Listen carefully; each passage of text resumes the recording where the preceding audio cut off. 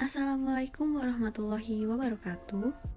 Halo teman-teman, izin memperkenalkan diri ya. Kami dari kelompok 1 telah ditugaskan oleh dosen kami, yaitu Bapak Sofian Rasmana Adiarsa, SIPMA, Untuk menjelaskan materi dari salah satu mata kuliah politik agraria, yaitu hak milik.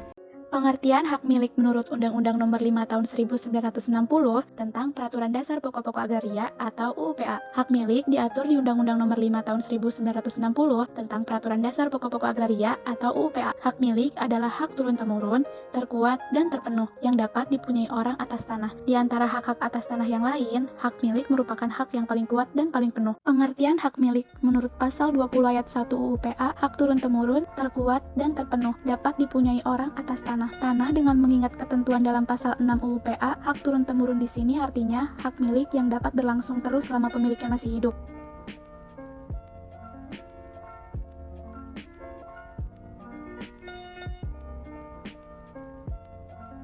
Tetapi, jika pemiliknya meninggal dunia, dapat diwariskan.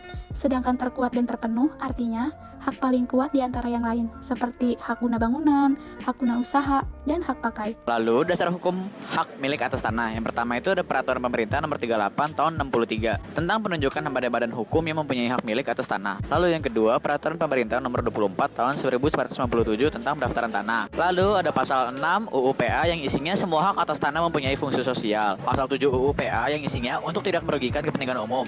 Maka pemilikan dan penguasaan tanah yang melampaui batas tidak diperkenankan.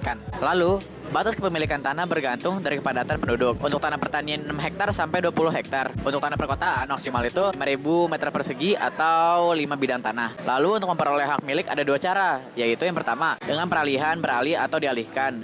Lalu yang kedua itu dengan cara melalui ketentuan undang-undang. Antara lain menurut hukum adat dengan penetapan pemerintah karena undang-undang. Subjek dari hak milik itu yang pertama WNI, yang kedua itu badan hukum. Peralihan dari hak milik, yang pertama jual beli, kedua penukaran, ketiga penghibahan, keempat pemberian dengan wasiat, kelima pemberian menurut adat, dan keenam perbuatan-perbuatan lain yang dimaksudkan untuk memindahkan hak milik, serta pengawasannya diatur dengan peraturan pemerintah. Jangka waktu dari hak milik selamanya, selama tidak terjadi pencabutan dalam pasal 27 Undang-Undang Pokok Agraria. Hapusnya dari hak milik. Yang pertama itu pencabutan hak berdasarkan pasal 18, kedua penyerahan dengan sukarela oleh pemiliknya, ketiga ditelantarkan karena ketentuan pasal 21 ayat 3 dan 26 ayat 2 Undang-Undang Pokok Agraria, tanah yang musnah. Ciri hak milik adalah sebagai berikut. Yang pertama, turun-temurun. Hak milik atas tanah dapat berlangsung terus selama pemiliknya masih hidup, dan bila pemiliknya telah meninggal, maka hak miliknya dapat dilanjutkan oleh ahli waris sepanjang memenuhi syarat sebagai subjek hak milik. Yang kedua, terkuat dan terpenuh. Hal tersebut menunjukkan bahwa di antara hak-hak atas tanah yang dapat dimiliki orang, hak miliklah yang terkuat dan terpenuh, artinya paling. Cara memperoleh hak milik.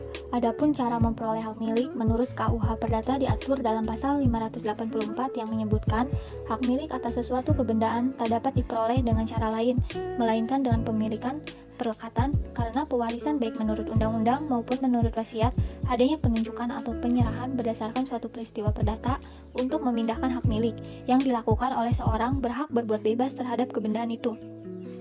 Dari ketentuan tersebut, terdapat beberapa cara memperoleh hak milik, antara lain, yang pertama ada pemilikan atau pendakuan, yang kedua perlekatan atau penarikan, yang ketiga ada lewat waktu, keempat ada pewarisan, dan yang kelima ada penyerahan. Jadi, kesimpulan dari materi tersebut yaitu hak milik adalah hak turun-temurun, terkuat dan terpenuh yang dapat dipunyai orang atas tanah. Hak ini dapat beralih dan dialihkan kepada pihak lain. hanya warga negara Indonesia lah yang dapat mempunyai hak milik. Oleh pemerintah, ditetapkan pula badan-badan hukum yang dapat mempunyai Hak milik dan syarat-syaratnya. Orang asing yang memperoleh hak milik karena pewarisan tanpa wasiat atau percampuran harta karena perkawinan. Demikian pula warga negara Indonesia yang mempunyai hak milik dan kehilangan kewarganegaraannya wajib melepaskan hak itu di dalam jangka waktu 1 tahun sejak diperolehnya hak tersebut atau kehilangan kewarganegaraan itu. Terima kasih ya buat teman-teman yang udah nyimak video ini dari awal sampai akhir. Kelompok kami berharap semoga video ini bisa bermanfaat untuk kita semua. Mohon maaf ya apabila dalam pembuatan video ini banyak kesalahan kata atau ucap. Thanks for attention. Assalamualaikum warahmatullahi wabarakatuh.